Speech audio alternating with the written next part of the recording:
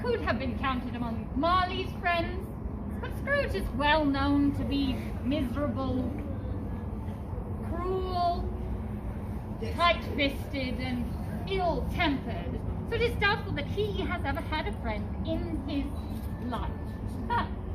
But, as I said, Marley is dead, which makes the events of this night most especially odd. Oh, Mr. Scrooge! Where are you off to this fine Christmas Eve? To my home. My idiot clerk, Bob Cratchit, has been pestering me all day, and I'm off to rest. And just who the dickens are you? Dickens. You may call me Charlotte. What do you want? I'll let you know I'm not interested in investing in any business whatever you may have. Of course not. I only wanted to wish you a Merry Christmas. And ask you a favour. It is more than usually desirable to give some slight donation to the poor and destitute who suffer greatly at this time. Many thousands are in want of common necessaries. Hundreds of thousands are in want of common comfort, sir. Are there no prisons? Oh, yes. And the union workhouses? Oh, yes, but many cannot go there and would rather die. Well, then let them die and decrease the surplus population. I cannot mean that, sir. Oh, you cannot mean that, sir. I am only trying to raise a fund for the poor, to give them food and drink and warmth. It does a heart good to give at Christmas time. What can I put you down for? Nothing. You wish to remain anonymous? I wish to be left alone. As I said, ill-tempered. What was that? Merry Christmas, sir. Bah! Humbug, Merry Christmas. Out upon a Merry Christmas. Why, what's Christmas time to you but paying your bills without any money? A time for finding yourself a year older and not 1 hour richer. A time for balancing your books and finding every item in them through a round dozen of months, presented dead against you. Why, if I could work my will, every idiot who goes about with Merry Christmas on his lips should be boiled in his own pudding and buried in a stake with a stake of holly through his heart. Ha! He should! You can see, my friend. Scrooge was quite the miser. Let's go after him. I knew this. Jacob Marley! But you've been dead for 7 years! What sort of trickery is this? It is no trick, Ebenezer. I am the ghost of your business partner. I come bearing warning. Why do you wear those chains? I wear the chains I forged in life. I made them myself, link by link, yard by yard. And I gird them of my own free will. Do they appear strange to you, Ebenezer? You ought to recognize it. It's as long and weighty as the chain you wore on Christmas Eve 7 years ago. Our chains were the same length then. You've labored on yours since. Then will I wear the same chains in death? Oh, speak comfort to me, Jacob. Humbug. Comfort? There's no comfort in these chains, Ebenezer. And you and I are very much the same. We cared not for our fellow man in our time together. And you continue to care only for business and money. I wander the earth weary and shackled for that sin. Then I am doomed. Do you only come to torment me? No. I've come to offer you a chance to change your ways, so that you can avoid this fate. What must I do? You will be haunted by 3 spirits tonight. Oh, I'd rather not. Without their help, you cannot hope to shun the path you tread. So go. Listen to the spirits and heed their warnings. For this awaits you. Jacob. Heed their warnings. They are your only chance. That was odd. Perhaps the water clear. Welfare, or rather your reclamation. And I beg of you to take heed on what I'm serving. Could you not cover your head, Spirit? The light is quite frightening. I'll rest on your head. Would you so goodly put out with worldly hands the light that I give? Is it not enough that you are one of those whose passions made this hood, and forced me to wear it through whole trains of years, low upon my brow? But no matter. Rise and walk with me. Mind not that the weather and hour are not quite adapted to pedestrian purposes, and that your bed is warm, and the thermometer is a long way below freezing, and that you're clad but lightly, and may very well have a cold upon you. Oh dear. Ah! Bear but a touch of my hand, and you shall be upheld in much more than this.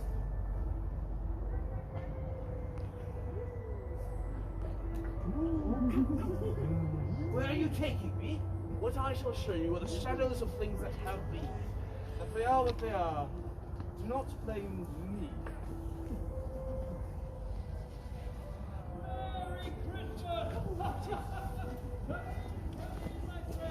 Ho, ho, ho.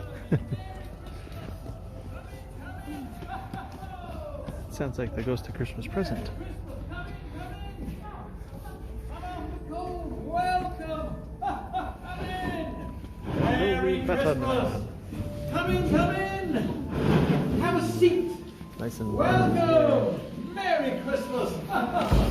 Nice and warm in here, huh? I remember this place. Why, it's old Fezziwig.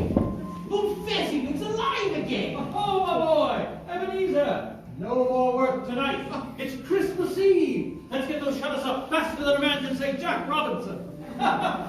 Come, lads. Let's clear away some room.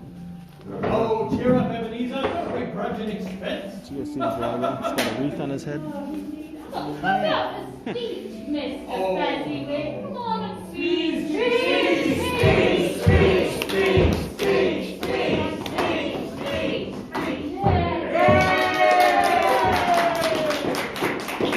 My friends, on this, the most joyous time of the year, we reach out to those that we love and to those less fortunate than us. Let us celebrate with those who are with us. Let us remember those who are no longer with us. And let us look forward to those friends that we've yet to meet. But above all, let us endeavor to keep that Christmas spirit in our heart, not just today, but every day throughout the year. Thank you for coming, my friends. And Merry Christmas! Good round. 3 cheers for Mr. Fezziwig, yes? Yes. Hip-hip. Hooray! Hip-hip. Hooray! Hip-hip. Hooray! Wonderful. Now, what think you of this party? It is a small matter, is it not? To make so many silly people so happy. Why would you say that? You receive so much praise, and for what?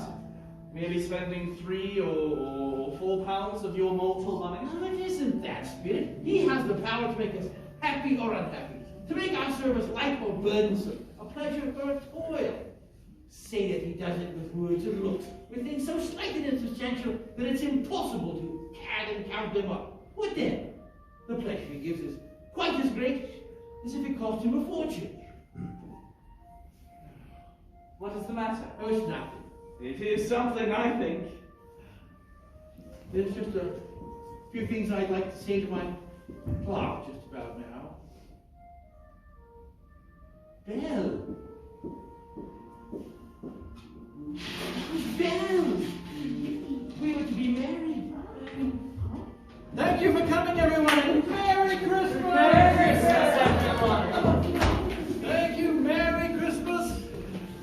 Do be careful on your way home. Merry Christmas. To look after. There are those upon this earth of yours who claim to know us, and who do their deeds of passion, pride, ill will, hatred, envy, bigotry, and selfishness in our name, who are as strange to us as all our kith and kin, as if they have never lived. Remember that, and charge their doings on themselves, not us. But come, my time grows short. My life upon this globe is very brief. It ends tonight! Very happy about it. You step in, please, please. Make yourselves comfortable, my friends. Thank you so much for joining us this evening. Thank you so much for joining us. That is your nephew, is it not? Yes, it was my sister's, the son of my sister. Oh, dear little father. But she died many long years ago. You have a wonderful laugh. He sounds like she did. You're talking about your uncle. Do go on. Oh, yes. He said Christmas was a humbug, and he believed it too. Well, that only brings more shame upon him then. He has never spent Christmas with us, and I'm beginning to take offense. Oh, come now, my darling. I think it only prevents him from spending a delightful evening with us. In his refusal to join us, he's only hurting himself. It prevents him from enjoying the pleasanter things from which he could only benefit. How could I possibly be angry with him when I can feel sorry for him? Ghost of Christmas present eating food back Well, there. I think we are quite a good company to have on Christmas Reading the Eve. food. I can't possibly agree anymore. So let's have a game, shall we? How about yes and no? An excellent idea, my dear. All stars. Is it an animal? Yes. Is it a living animal? Yes. Of course it's living. Is it a disagreeable animal? Oh, yes. Oh, an ox. Some might say so. Does it have feathers? No. Is it found in the city? Yes. A rat. No. Fox. Does it growl? No and no. But yes, it has a most terrible growl. Oh, is it made a show of? Never. Is it unwanted? Often. I found it out. An unwanted, disagreeable animal found in the city with a terrible growl. Why, it's your Uncle Scrooge! That's it exactly, my dear. That's it exactly. Quite the festivities. A shame you did not accept your nephew's invitation. We have no more time to linger here. My life is drawing to a close. Come and know them better, man. Do be sure to come back next year. Yes. Merry Christmas, my friends. Thank you so much for coming. Merry Thank you so much Christmas for to you coming. all. Merry Christmas. Ooh, food. Lovely feeling in here, isn't it, Mr. Scrooge?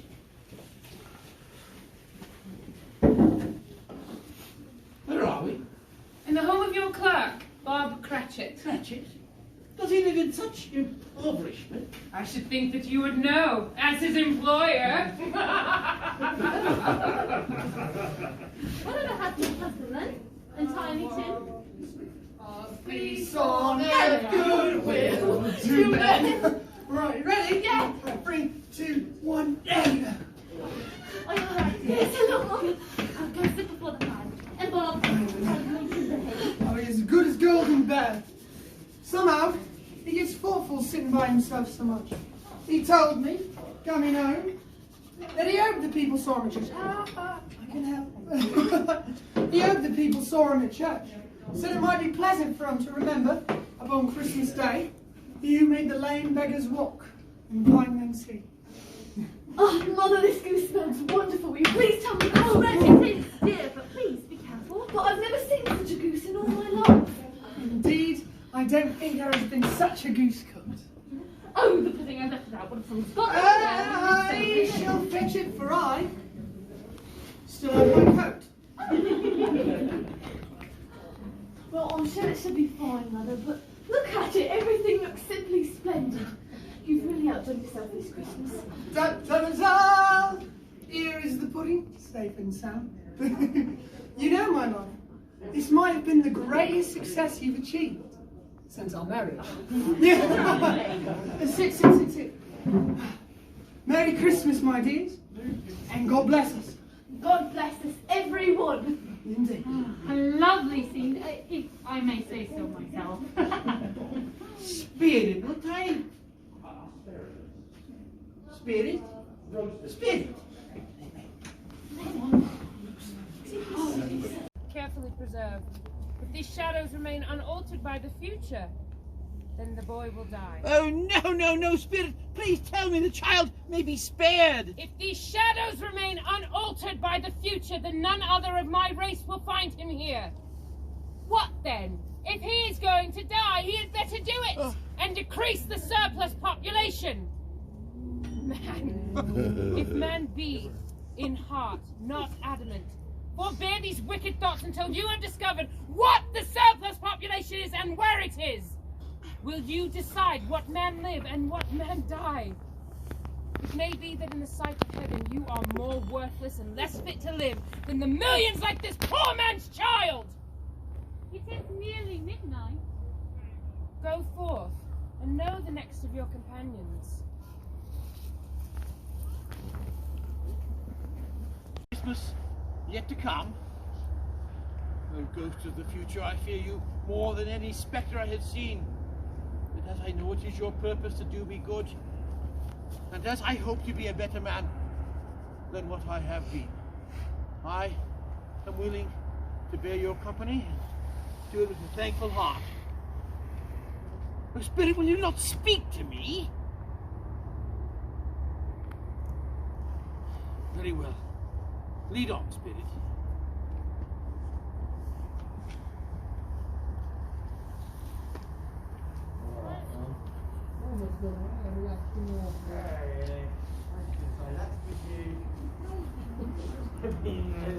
I'll do my job.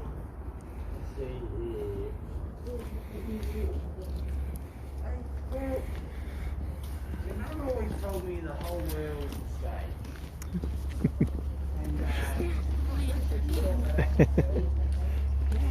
Ooh, what's in there? That's spooky. Spooky tunnel. It's a spooky tunnel.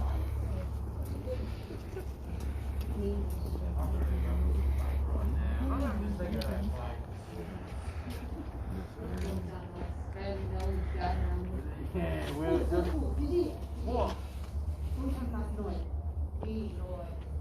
Why? What was the matter with him? I thought he'd never die. I wonder what he's doing with all his money. As much as me, that's all I know. Well, what odds then? Every person has the right to take care of themselves. He certainly did. That's true indeed. Well, he's the worse off for the loss of a few things like these. Not a dead man, I suppose. If he wanted to take them with him, we could all screw. Why wasn't he more generous in his lifetime? Since where there was spirit, there should have been on him. Who are they speaking of, Spirit, and why do they speak so harshly? Some poor sort, to be sure. So, Spirit, can you not show me some tenderness connected to a dead?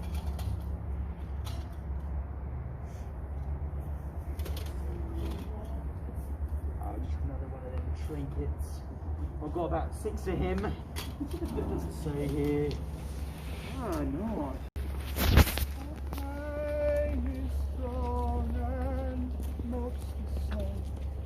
Of his honor, goodwill.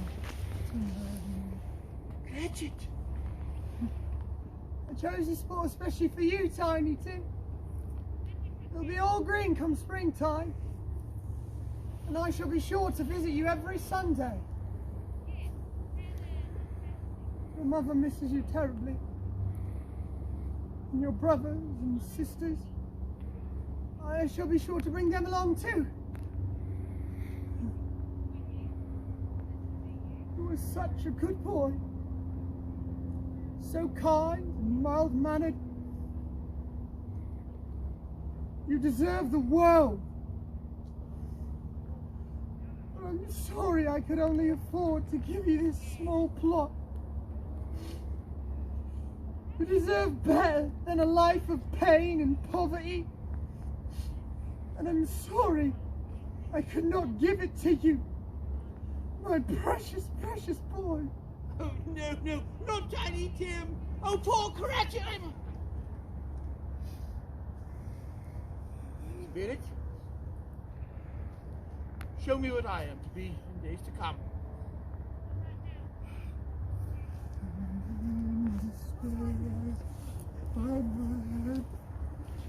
There is no peace on earth, my son. No pain is stronger. What's the soul?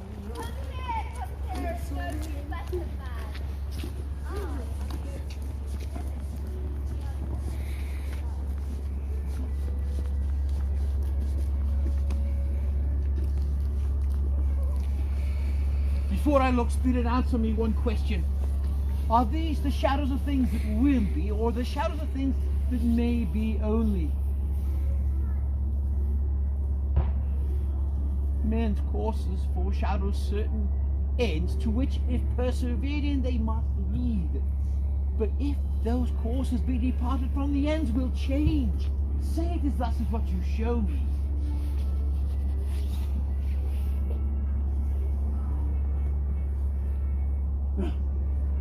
Am I the man the gravedigger spoke of? Oh, no. Spirit, I am not the man I was. I will not be the man I was to have been. But for this intercourse, why show me these things if I'm beyond all hope? Oh, kind Spirit, your nature intercedes for me and pleads for me. Please show me that I may change the things you've shown me by leading an altered life. I will live Christmas in my heart and try to keep it all year long. I will live in the past, the present, and the future. And the spirit of all three shall strive within me. I will not shut out the lessons that they teach. Spirit, tell me, shut away. Let's erase the writing on this stone. Spirit!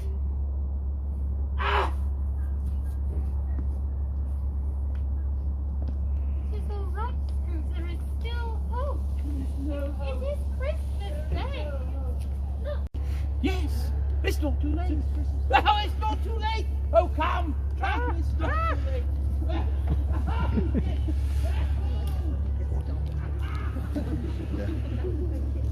Come with me. I will live in the past, the present, and the future, and the spirit of all things shall strive.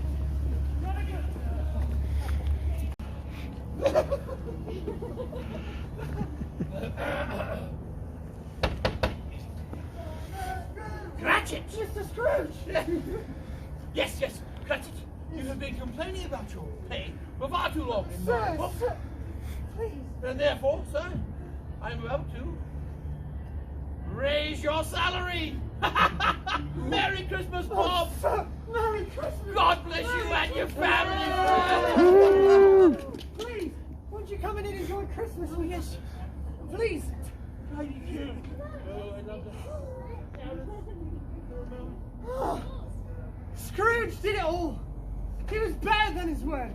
He did infinitely more. And to Tiny Tim, who did not die, he became a second father.